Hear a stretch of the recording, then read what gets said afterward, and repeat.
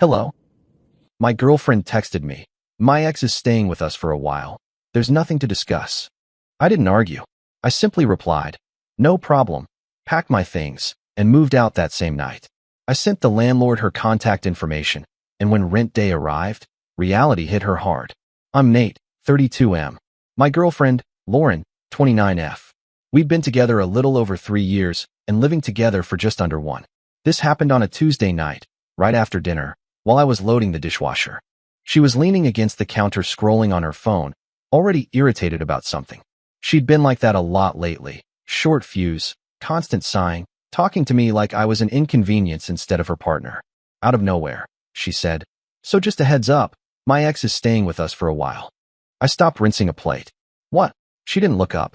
He's in between places. It's temporary.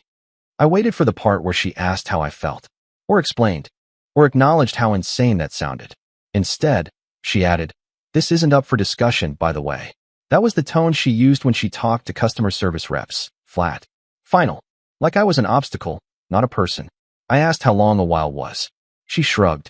However long it takes. Don't be dramatic. You know we're just friends now. This was the same ex she'd sworn was toxic.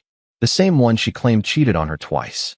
The same one whose name still popped up on her phone more than she was comfortable explaining. I looked at her and realized something strange. I wasn't angry. I said, no problem. That finally got her attention. She looked up, surprised, then smiled like she'd won. See? I knew you'd be mature about it. I dried my hands on a towel, walked into the bedroom, and started packing.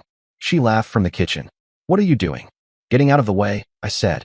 She thought I was bluffing. By the time she realized I wasn't, my bags were already by the door, and she still had no idea what the rent situation actually looked like without me. I packed faster than I thought I would. Not in a dramatic, throwing things into a bag way. Calm. Methodical. Like my body had already accepted a decision my mind was just catching up to. Lauren hovered in the doorway at first, arms crossed, watching me like I was being childish. You're seriously doing this? She asked. Over my ex crashing here for a bit? I didn't answer. I folded shirts, grabbed my laptop, my charger, my documents from the nightstand drawer she never opened because it was too messy. She scoffed. God, Nate, you're so insecure. He's literally got nowhere else to go. I zipped the bag and finally looked at her. Then he's lucky you volunteered my home. She rolled her eyes hard enough, I thought they might get stuck. It's our place. That almost made me laugh. The lease was in both our names, but the rent? The utilities? The internet? All me. Lauren liked to say she was between financial phases. That phase had lasted almost the entire time we lived together. She followed me into the living room, still talking, still framing this like I was the unreasonable one. You said no problem, she reminded me. Now you're storming out? I meant it, I said. No problem. For me. That seemed to short-circuit her. She opened her mouth, then closed it again. You're overreacting, she said finally. You'll be back once you cool off. I grabbed my second bag and headed for the door. Don't be dramatic, she added. I'm not choosing him over you. I paused with my hand on the knob. You already did. You just didn't think it counted if you didn't say it out loud. She laughed, sharp and dismissive. You're being ridiculous. I stepped into the hallway. Behind me, she called out, annoyed more than concerned. Just text me when you're done with your little tantrum. I didn't respond. I walked down the stairs, bags in hand, knowing 2 things for certain. 1, I wasn't coming back. And 2, she had absolutely no idea what tomorrow was going to look like without me covering the boring parts of her life. I crashed on my buddy Chris's couch that night. He didn't ask questions beyond beer, and you good? Which was exactly what I needed. I slept deeper than I had in months. At 7:12 a.m., my phone started vibrating like it was trying to crawl off the table. Lauren. Missed calls stacked up fast. Then texts. Are you serious right now? You didn't even stay to talk. This is childish. I stared at the screen, waiting for the one message that mattered. An apology. Maybe I handled that wrong. It never came. Instead, at 7:26, she sent. So when are you coming back? That was the moment I realized she truly believed this was temporary. That I'd sleep it off, come home, and quietly accept her decision like I always did. I didn't reply. On my lunch break, I called the landlord. Calm voice. Professional. I explained that I was vacating the apartment effective immediately and that all future communication and payments would go through Lauren. He paused. You're sure? You've been the primary contact. I'm sure, I said. I'll email her details right now. I forwarded Lauren's number and email. CC'd her, so there was no confusion. 5 minutes later, my phone lit up again. Why did the landlord just email me? I replied with the same energy she'd used on me the night before. Just a heads up. This isn't up for discussion. Typing bubbles appeared, disappeared, appeared again. Are you trying to punish me? I didn't answer. This wasn't punishment. It was alignment. That evening, she sent another message. Short, different tone. He's already here. I pictured it instantly. Her ex settling into the space I paid for, the couch I bought, the utilities I covered. I imagined her confidence, the way she'd assumed I'd keep funding normalcy no matter how uncomfortable she made it. She still thought she was in control. Rent day was in 4 days. And for the first time since we moved in together, I wasn't going to be there to catch her when reality landed. By that afternoon, Lauren's confidence started cracking around the edges. She texted me like nothing had happened. Can you send me the Wi-Fi password? I stared at it for a second before replying. It's in the email account you never check. She didn't respond for a while. Then, why is the internet bill in your name anyway? That question said more than she realized. Around 6 p.m., she called. I let it ring twice before answering. What is going on? She demanded. No greeting. No concern. The landlord emailed me about rent and utilities. Why am I suddenly the point of contact? Because I moved out, I said. And I stopped paying. There was a pause, like her brain was buffering. You can't just do that, she said. We live together. No, I replied. You told me your ex lives with you now. I adjusted. Her tone sharpened immediately. This is about control. You're trying to scare me. I almost laughed. Lauren, if you were scared, you would have asked me how I felt before moving another man in. She snapped back. You're being petty. I stayed calm. I'm being consistent. She started listing things, how unfair this was, how inconvenient, how I was blindsiding her. She said rent was due soon and she hadn't budgeted for all of it. That was the first time she sounded unsure. You'll figure it out, I said, using her exact words from the night before. This isn't up for discussion. She went quiet. Then she said, softer, you said no problem. I meant it, I replied. It stopped being my problem. She hung up without saying goodbye. Later that night, she texted again. He says I'm overreacting. He'll help a little. That's when it really hit her. Not that I left. Not that I took my money with me. But that the man she moved in didn't come with a safety net. Rent day was getting closer. And suddenly, a while felt very expensive. The day before rent was due, Lauren showed up at my work. No warning this time. No texts. Just her standing in the lobby like she'd been wronged by gravity itself. The receptionist messaged me asking if I was expecting someone. I wasn't, but I went down anyway. She looked tired. Not sad. Stressed. Hair pulled back. Arms folded tight. Phone clutched like evidence. We need to talk, she said the moment she saw me. I nodded. Okay. That surprised her.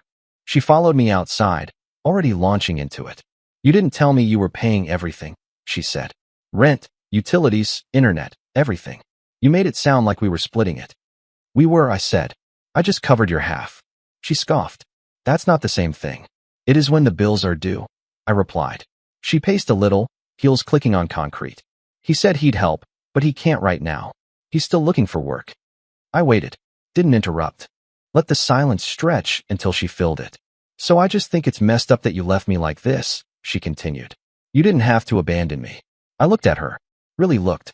Lauren, you told me your ex was moving in and that it wasn't up for discussion.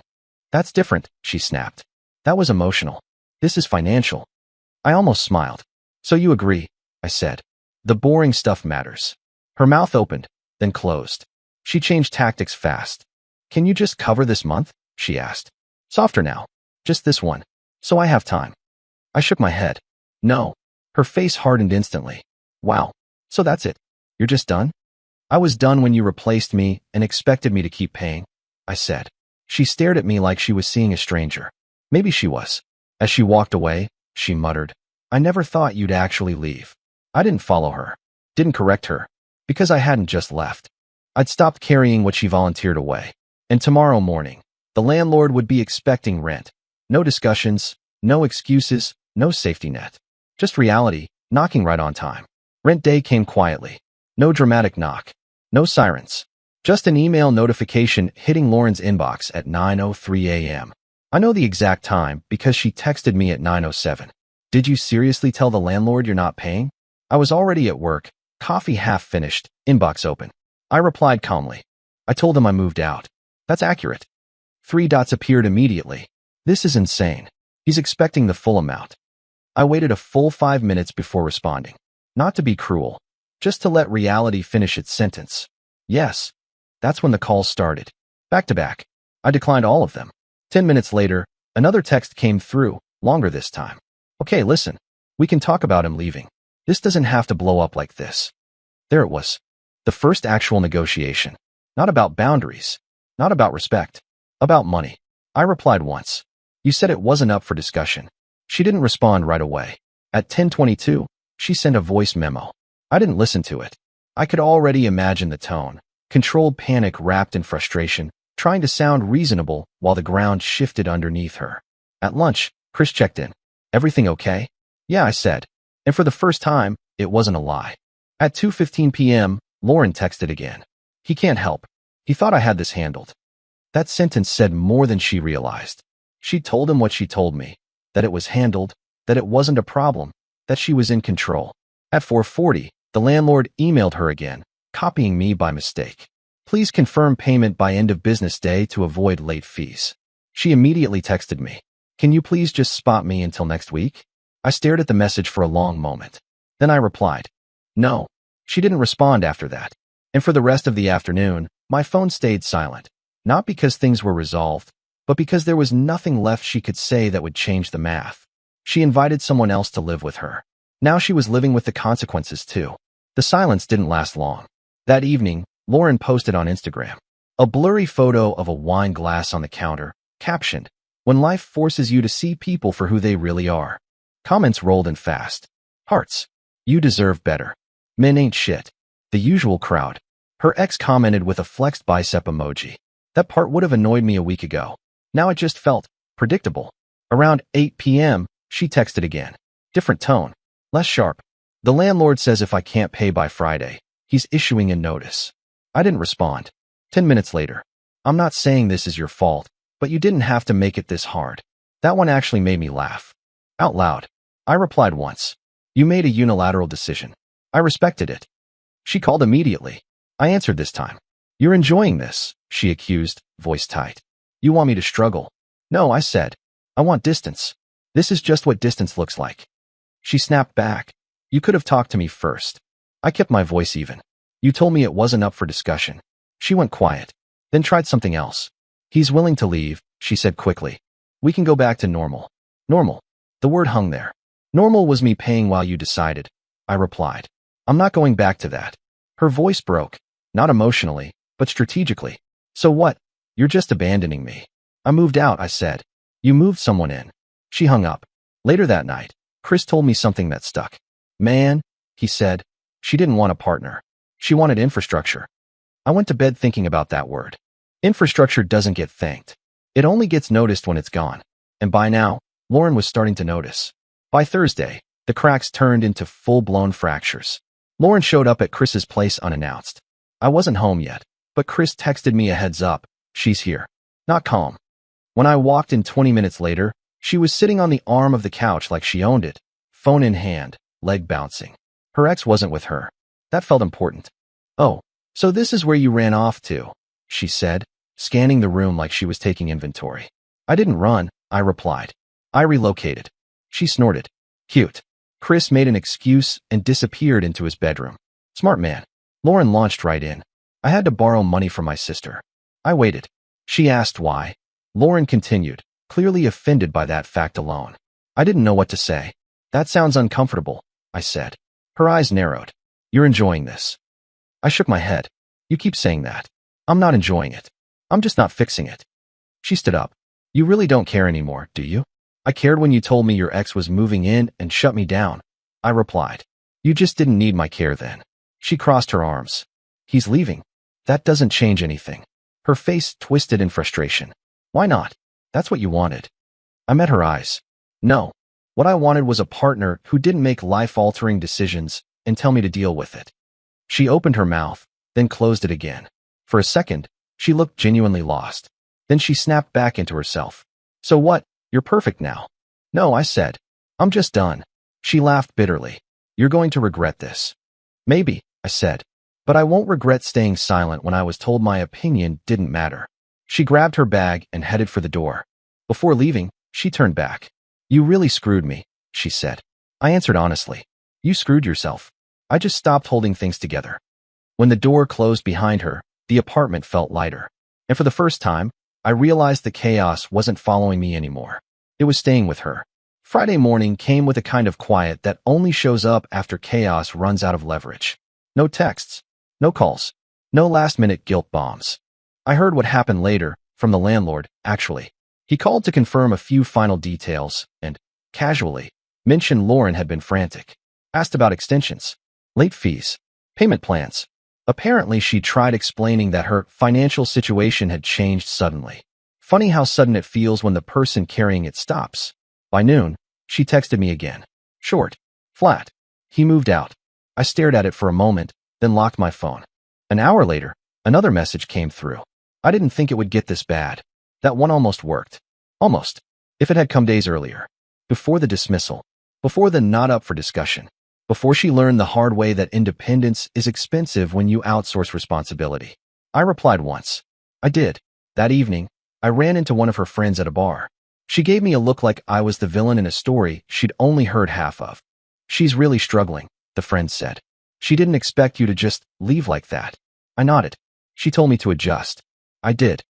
The friend hesitated, then said, quieter, she thought you'd stay no matter what. That sentence explained everything. Lauren didn't miscalculate the situation. She miscalculated me. She thought love meant tolerance without limits. That stability meant silence. That I'd keep paying, emotionally and financially, because it was easier than disruption. By the time I got home, I realized something important. The relationship didn't end when I moved out. It ended when she realized I wasn't coming back to clean up the mess she made alone. By the following Monday, everything was officially done. No more messages. No more indirect attempts to pull me back in. The landlord confirmed Lauren had scraped together enough to cover part of the rent and negotiated a short extension for the rest. It wasn't my problem anymore, but the finality of it still landed. A mutual friend filled in the gaps I didn't ask for. Apparently, once her ex realized he wasn't just crashing for free and that Lauren actually needed help, he disappeared fast. Left behind a half-empty closet and a couple excuses about how this wasn't what he signed up for. Turns out he was fine taking space, not responsibility. Lauren, on the other hand, was furious. Not at him, at me. She says you abandoned her, the friend told me. That you blindsided her. I didn't correct the story. I didn't need to. From her perspective, I probably did abandon her. Infrastructure always looks like abandonment when it stops working. I moved into my own place that week. Small. Quiet. No one else's chaos echoing off the walls. I paid the deposit, set up the utilities, unpacked in one night. It felt clean. Honest. What stuck with me wasn't the money or the drama. It was how easily she said, "This isn't up for discussion." How natural it felt to her to make a decision that changed my life and expect me to stay put. When I said, "No problem," I meant it. I didn't argue. I didn't beg. I didn't try to control her choices. I simply removed myself from the consequences of them. And that's what ended the relationship. Not anger, not jealousy, not even her ex. Just the moment she realized I wasn't going to keep holding everything together while she decided who mattered. Sometimes walking away isn't dramatic. Sometimes it's the calmest, clearest answer you can give. Bye-bye.